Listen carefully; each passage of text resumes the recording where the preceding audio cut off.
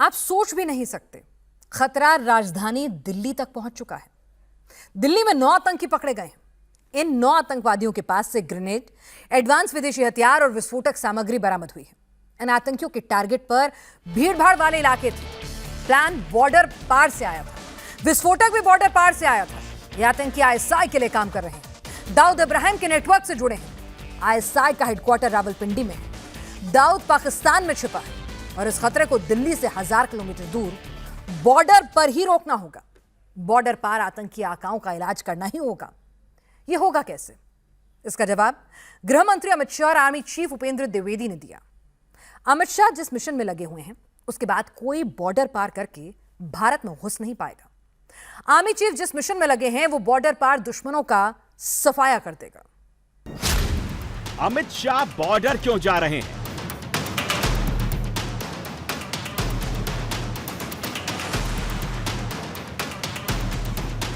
Amit Shah border security क्यों check कर रहे हैं?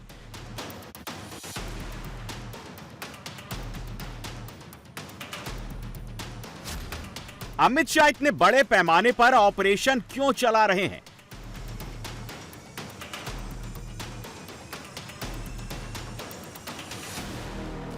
अमित शाह का युद्ध जून में कुछ जबरदस्त।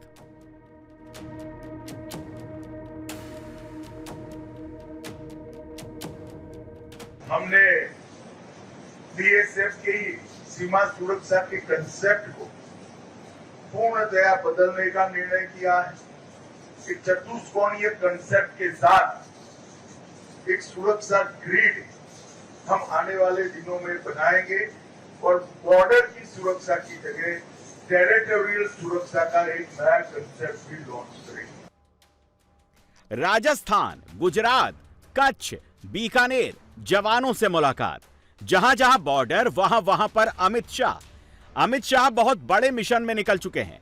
बॉर्डर पर बहुत बड़ा ऑपरेशन शुरू कर चुके हैं। अमित शाह का युद्ध शुरू हो चुका है।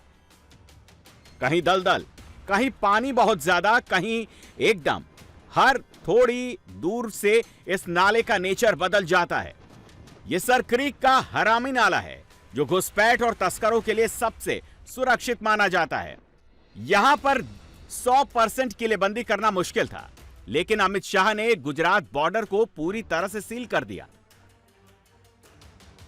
अमेरिका घुसपैठ को रोकने के लिए सबसे एडवांस दीवार मैक्सिको बॉर्डर पर खड़ी कर रहा है। इजरायल ने सबसे हाईटेक बॉर्डर से अपने आप को सुरक्षित बना लिया है। सऊदी को भी यमन से आतंकवादियों को रोकने के लिए दीवार बनानी पड़ी। इराक को सीरिया से घुसपैठ और आतंकवाद को रोकने के लिए दीवार खड़ी करनी पड़ी। हंगरी को भी डेमोग्राफी चेंज होने से रोकने के लिए दीवार का सहारा लेना पड़ा। और अब हिंदुस्तान दुनिया का सबसे बड़ा टास्क, सबसे बड़ी, सबसे एडवांस दीवार खड़ी कर रहा है। यह दीवार जम्मू से लेकर पंजाब होते हुए गुजरात के आखिरी पॉइंट सर क्रीक तक होगी। बांग्लादेश के चारों तरफ बंगाल, असम, त्रिपुरा, मेघालय, मिजोरम तक होगी। भारत के चारों तरफ अभेद्य सुरक्षा कवच बनेगा और इसकी जिम्मेदारी अमित शाह ने खुद ली है। समग्र बॉर्डर बांग्लादेश और पाकिस्तान की सुरक्षा ग्रिड मजबूत बनाने का काम हम स्मार्ट बॉर्डर सुरक्षा के प्रोजेक्ट के तहत हम ले रहे हैं। हजारों करोड़ रुपया का इन्वेस्टमेंट है, मगर मुझे विश्वास है कि इसकी रचना अभी चल रही है। कुछ प्रेजेंटेशन हो चुके हैं, कुछ हो रहे हैं। इसके अंदर ड्रोन, रडार, वॉच टावर, पूरी आधुनिक से आधुनिक तकनीक और आप जवान, ये सभी कंपोनेंट मिलाकर एक मजबूत सुरक्षा ग्रिड हम खड़ी करेंगे, जिसके कारण हमारी सरहद को भेदने की किसी की भी हिम्मत नहीं हो पाएगी। हिंदुस्तान के दोनों तरफ चैलेंज है। एक तरफ पाकिस्तान है, दूसरी तरफ बांग्लादेश है। पाकिस्तान के साथ भारत की 3323 किलोमीटर की सीमा लगती है। बांग्लादेश के साथ 4096 किलोमीटर का बॉर्डर है, यानी टोटल 7419 किलोमीटर की सरहद को सिक्योर करना होगा। 1971 के बाद से बांग्लादेश का बॉर्डर शांत माना जाता रहा है।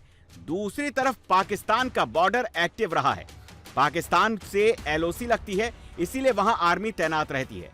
आतंकवादी पाकिस्तान के रास्ते आते हैं, लेकिन जब से पाकिस्तान वाले बॉर्डर पर तैनाती बढ़ी है, बांग्लादेश बॉर्डर एक्टिव हो गया है। बांग्लादेश बॉर्डर पर पाकिस्तानी नजर आने लगे हैं। बांग्लादेश बॉर्डर से डेमोग्राफी चेंज करने की साजिश होने लगी है। लेकिन अब मुनीर का प्लान हो या जमात इस्लामी का दिमाग, सबके अरमा पूरे नहीं होंगे। कि पहले ममता के शासन में हर रोज घुसपैठ होती थी, अब घुसपैठ करने वाले अपने आप वापिस जाने लगे हैं, अपने आप जाने लगे। शुभेंदु जी ने, भाजपा बंगाल सरकार ने डिटेंशन सेंटर बनाए हैं, मगर हम सब लोग चाहते हैं कि जो घुसपैठ कर अवैध तरीके से आए हैं, वो अपने आप जहां से आए हैं वहां वापिस चले जाए। अगर वो अपने आप चले जाते हैं तो बंगाल सरकार भी उन पर कोई केस नहीं करेगी, जाने के लिए उनकी सहायता भी करे। बांग्लादेश बॉर्डर लॉक होने वाला है।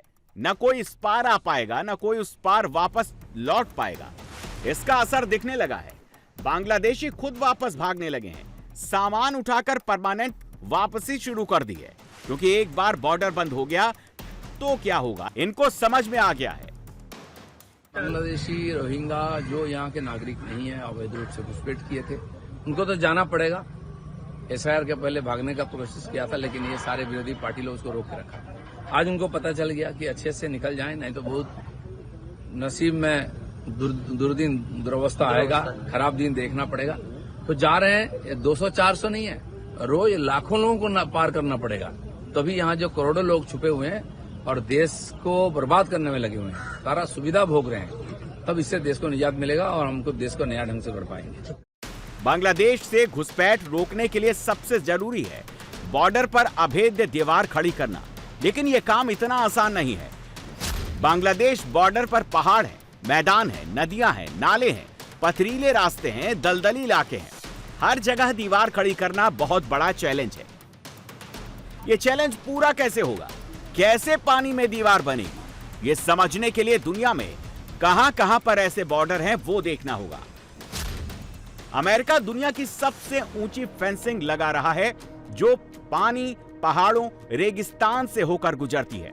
इजराइल ने पहाड़ों और पथरीले इलाकों में लोहे की दीवार खड़ी कर दी है। सऊदी अरब ने इराक बॉर्डर पर रेगिस्तान पर फेंसिंग लगाई है। सबसे पहले बात अमेरिका की। अमेरिका 2000 किलोमीटर लंबी दीवार खड़ी कर रहा है। दुनिया का सबसे बड़ा बॉर्डर प्रोजेक्ट इस वक्त अमेरिका में चल रहा है। पानी में लोहे और स्टील की दीवारें खड़ी की जा रही हैं। अमेरिका 30 फीट ऊंची दीवार बना रहा है। यह ट्रंप का ड्रीम प्रोजेक्ट है और ट्रंप यही चाहते हैं, उनके ऑफिस छोड़ने से पहले यह प्रोजेक्ट पूरा हो जाए। अमेरिका का बॉर्डर मैक्सिको से लगता है और यहां से सबसे ज्यादा घुसपैठ होती है। अमेरिका में स्मगलिंग का दरवाजा भी यहीं से खुलता है। इसीलिए बॉर्डर पर दीवार खड़ी की जा रही है, पहाड़ों पर दीवार खड़ी की जा रही है, रेगिस्तान में दीवार लगाई जा रही है, पथरीली जमीन पर दीवार बनाई जा रही है। अमेरिका और मैक्सिको के बीच सैकड़ों किलोमीटर का हिस्सा पानी में भी है। नदी पर दीवार खड़ी की गई तो बाढ़ के साथ जमीन खिसक गई, दीवार गिरने का खतरा बन गया। कहीं पर पानी की तेज रफ्तार ने दीवार तोड़ दिया। ऐसे हालात भारत बांग्लादेश बॉर्डर पर भी हैं। भारत और बांग्लादेश के बीच 54 नदियां बहती हैं, जो गंगा, ब्रह्मपुत्र, मेघना बेसिन का हिस्सा है। बांग्लादेश से पानी के रास्ते घुसपैठ होती है, लेकिन इसका इलाज भी अमित शाह के पास है। घुसपैठ की प्रक्रिया बहुत बड़ी मात्रा में रोकने में हम सफल हुए।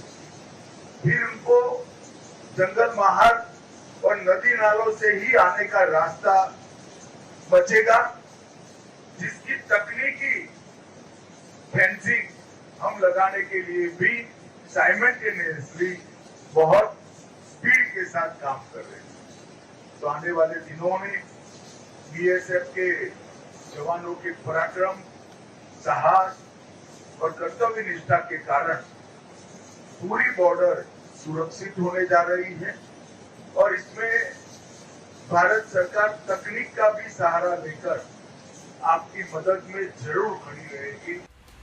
अब इजराइल बॉर्डर की बात करते हैं, जहां पर दुनिया का हाईटेक बॉर्डर सिक्योरिटी सिस्टम लगा हुआ है। ये इजराइल मिस्र का बॉर्डर है, जिसकी लंबाई 245 किलोमीटर है। इसमें पहाड़ हैं, समतल जमीन है, ऊबड़ खाबड़ रास्ते हैं, लेकिन 245 किलोमीटर लंबे बॉर्डर में आपको हर जगह सैनिक नजर नहीं आएंगे। ये इजराइल जॉर्डन बॉर्डर है। यहाँ पर 20-20 फीट ऊंची फेंसिंग है। कटीले तारों वाला बॉर्डर यहाँ पर भी बना हुआ है। इजराइल चारों तरफ से दुश्मन से घिरा है। इजराइल के पास इतनी सेना नहीं है जो सारे बॉर्डर पर लग सके, लेकिन इजराइल ने ऐसा बॉर्डर सिस्टम बनाया है।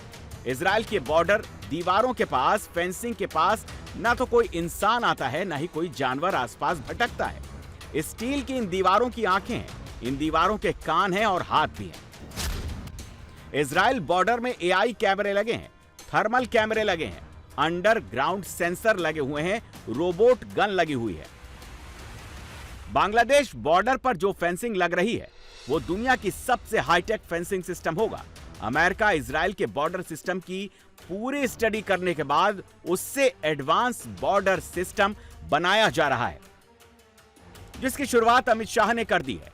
जिस जमीन पर पोस्ट बनाना नामुमकिन कहा जाता था, वहां पर सबसे एडवांस पोस्ट बना दी गई है। जो कभी नहीं हुआ वो अब होने लगा है।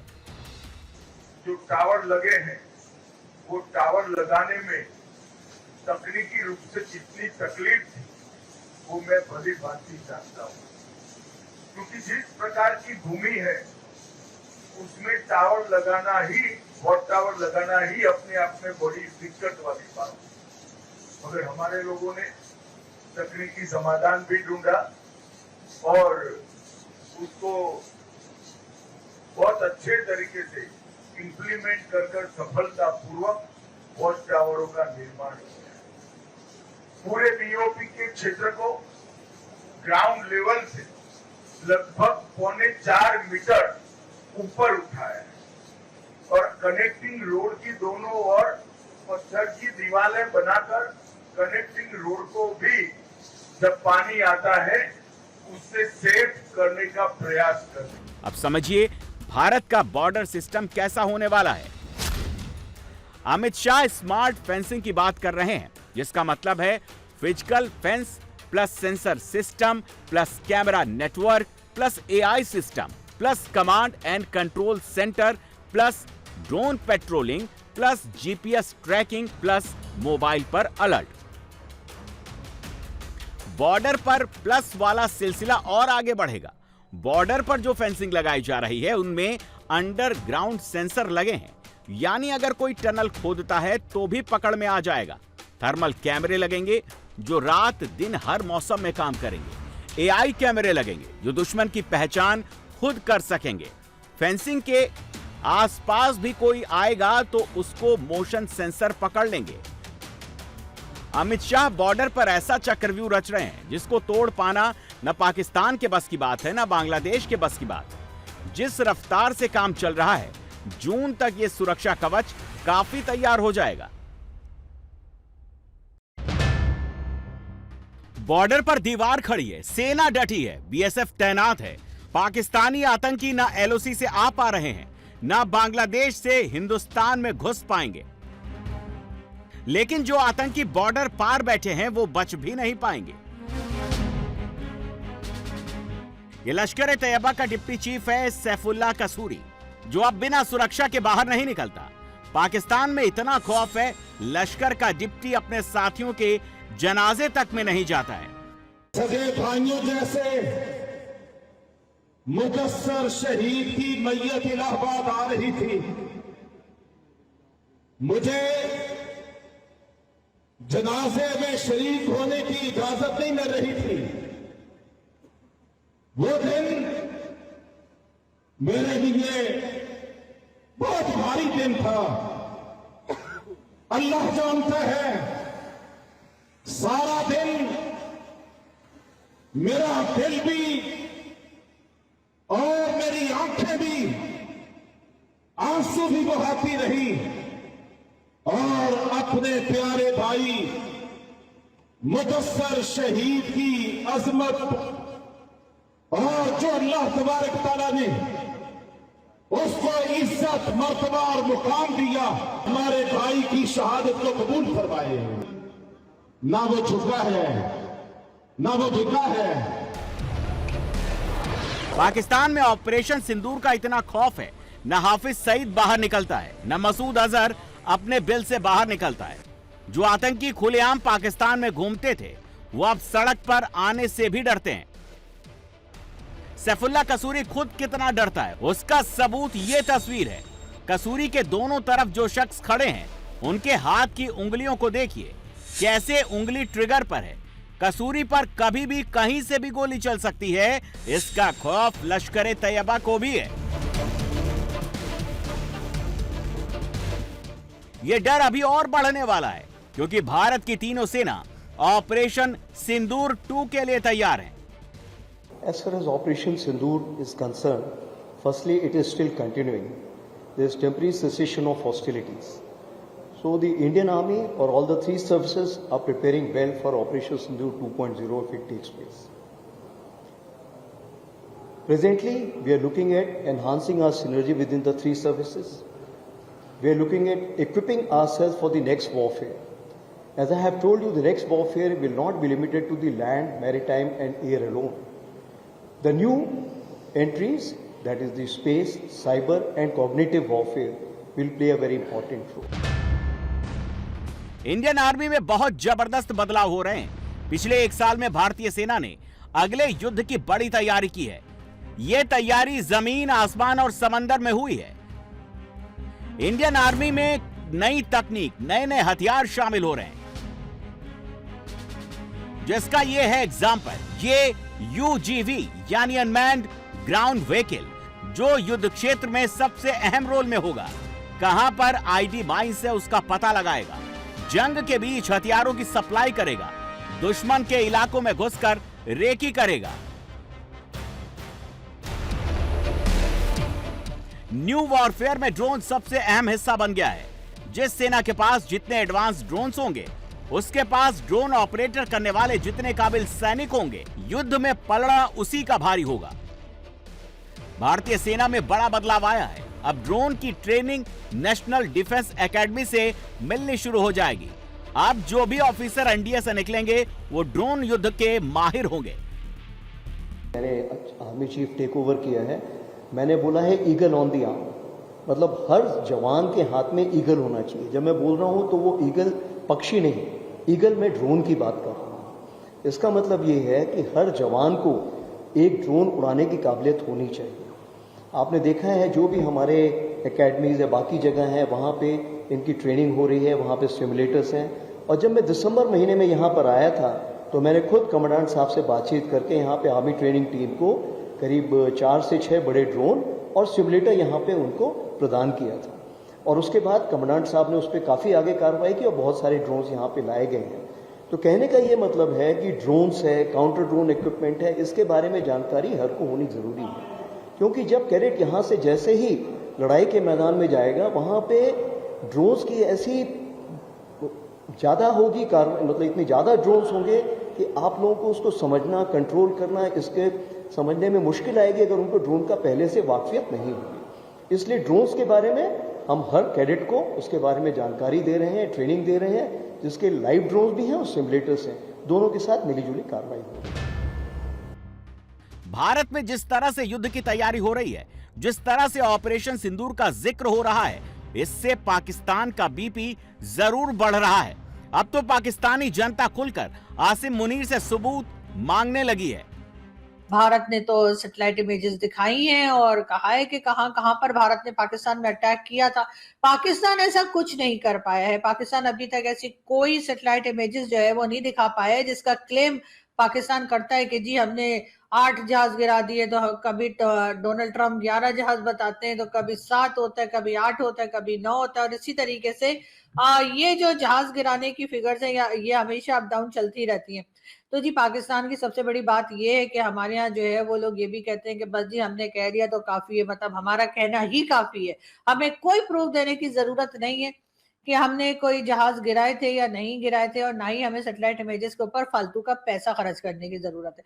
अब मोदी जी ने इतना पैसा खर्च किया, सैटेलाइट इमेजेस बनाई कि जी मुरीद के में उनके लोगों ने अटैक किया था, और वहां पे जो कह लीजिए जो मदरसे थे और दूसरी जगहें थी उनको डैमेज हुए थे, या फिर यहाँ पे जहां जहां पे 11 जगह पर अटैक किए थे उसके सैटेलाइट इमेजेस जो है। जब भी आसिम मुनीर फंसता है, जब भी मुनीर पर पाकिस्तान में विद्रोह शुरू होता है, मुनीर आतंकी साजिश शुरू कर देता है, जैसा पहलगाम में उसने किया था, अब जैसा अफगानिस्तान में वो कर रहा है। मुनीर ने अगर इस बार कोई गड़बड़ी की तो यह पाकिस्तान का आखिरी गुनाह होगा। भारत बॉर्डर के अंदर और बॉर्डर पार दोनों तरफ से तैयार है।